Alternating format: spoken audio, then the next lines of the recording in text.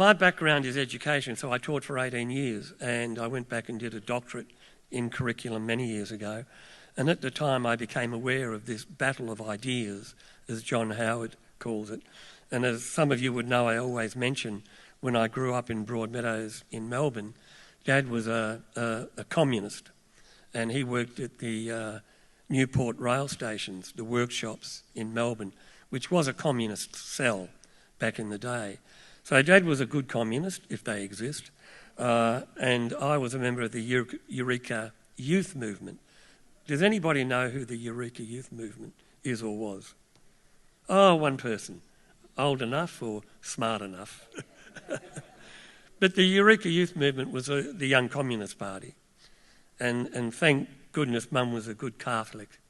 And it's a kind of Irish sort of working class blood that the original Donnellys and Wellingtons came out generations ago. But Mum was a Catholic, so obviously I'd been baptised, and it was communion and confirmation and learning the Bible. But the reality is, and what I wanted to do today was to dig a bit more deeply into why this is happening. You will all know Karl Marx talked about religion being the opium of the masses. Since that time, there's been a concerted campaign to destroy religion.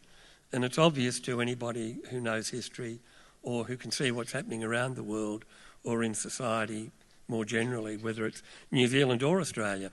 Christians are the most, if you look globally, the most victimised, oppressed religion or faith in the world. Now, whether it's the Egyptian Copts who have their churches burnt or they're killed, whether it's Christians in the Middle East being beheaded, the reality is Christianity is the target.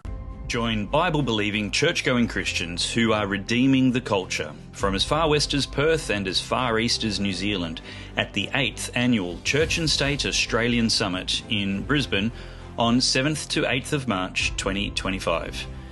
The theme of CAS conferences in 2025 will be Pulpits Aflame.